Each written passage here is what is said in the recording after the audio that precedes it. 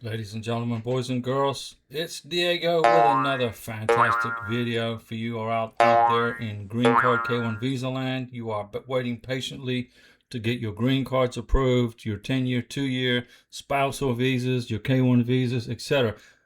I got a message in YouTube from somebody. They wanted me to review the timeline of my beautiful wife Karina's 10-year green card process from when we mailed off the package to when we received the letter of extension. Well, on May 9th of 2026, we shipped Karina's 15-pound package of evidence to USCIS in Elgin, Illinois using UPS. UPS is the closest to our house.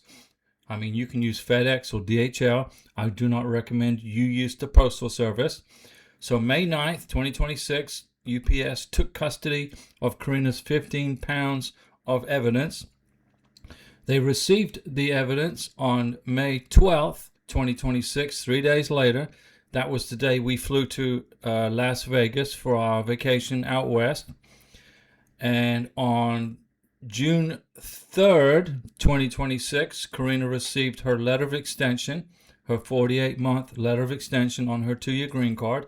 Now, Karina's 2-year green card expired yesterday, but she has a letter of extension. And then 1 week after that, we received a letter for her biometrics for us to go to New Orleans. So from May 9th to May 12th was when it got shipped. May 12th, they received it. I received notification on my cell phone that they have it because we used Form G1145 to get notified by immigration. And June 3rd, they sent her, the letter arrived in the mail with her 48-month extension. And June 10th, we received the letter for biometrics. And then we went to the biometrics just a few days ago in beautiful New Orleans. So that was the timeline from when USCIS received Karina's I-751 at immigration in Elgin, Illinois, to going to the biometrics. And now we're going to just sit back and wait for the next part of the process. Now remember, my beautiful wife is from Venezuela, and the Trump administration is not being very friendly towards citizens of Venezuela, even those like my wife who have already been adjudicated properly. They've been properly vetted. They've been investigated. She was investigated by Interpol, the Colombian security police, the Venezuelan security police, because remember, Karina lived in Colombia for 6 years. So my beautiful wife has been properly vetted by all the authorities, but President Trump is still trying to block the adjudication of her 10-year green card by filing an appeal against the federal judge in Rhode Island who told Trump he needs to adjudicate her freaking green card.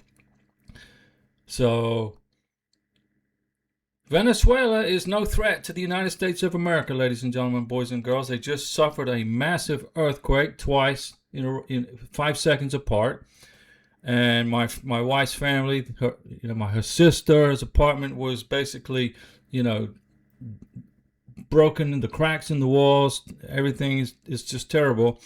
But we're going to help my wife's family in Venezuela. We do not need help from President Trump or his cronies who are trying to block adjudication of green cards for Venezuelans in this country legally. So we do not want any help from the Trump administration. But the good news is my wife's green card's been extended for 48 months. So therefore, Trump will no longer be in office by the time her letter expires, so hopefully she'll get her 10-year green card before that. Thanks for watching the video, ladies and gentlemen, boys and girls, and remember, when the Trump administration say they stand with Venezuela, it's not true. It's not true. When the Trump administration says that, we want to make Venezuela the 51st state, why would that be when he's trying to block adjudication of green cards? Why is he blocking? Why hasn't he lifted the TPS status on Venezuelans living in America right now? Why are those Venezuelans being told to go home to Venezuela?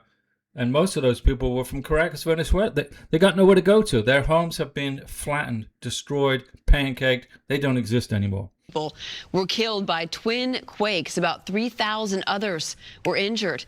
One website is reporting that nearly 50,000 people have been listed as missing. It's the result of 2 earthquakes that rocked the northern part of the country on Wednesday evening. Well, look, the United States stands with the people of Venezuela right now.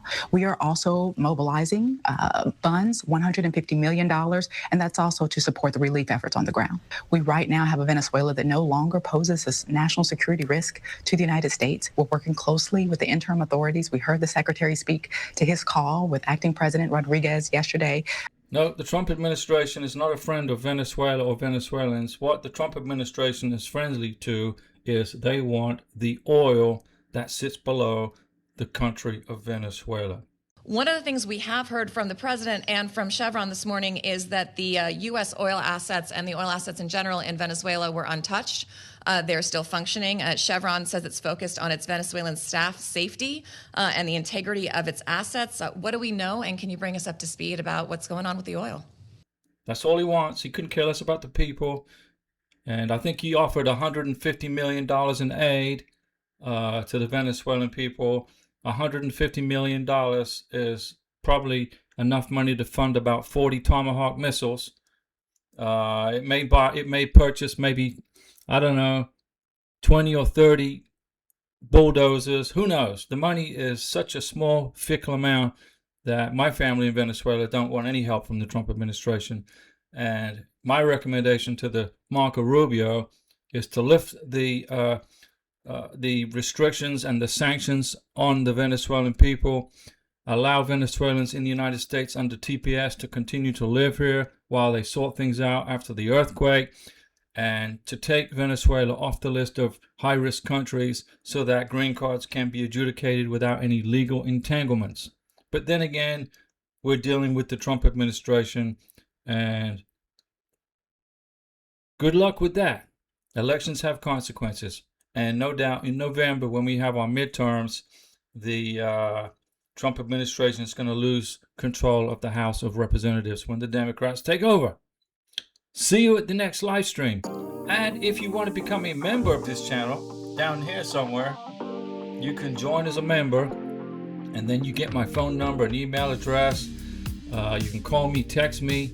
But remember, I'm not an immigration attorney. I don't give you legal advice. I don't work for USCIS. But I do have 13 years experience processing green cards through different presidents, through different members of Congress. The political climate changes as elections evolve. And right now we are in an anti-immigrant climate. But these times will pass. We're not worried about it. We don't worry about anything because my wife came here legally in due process, in following the law of the Immigration and Nationality Act. And one person in the White House, no matter how hard he tries, is not going to stop my wife from getting her 10-year green card. Have a fantastic rest of the day and stay patient during this process. I'll be back. Ha! You did not gonna say that, did you? That's what you always say.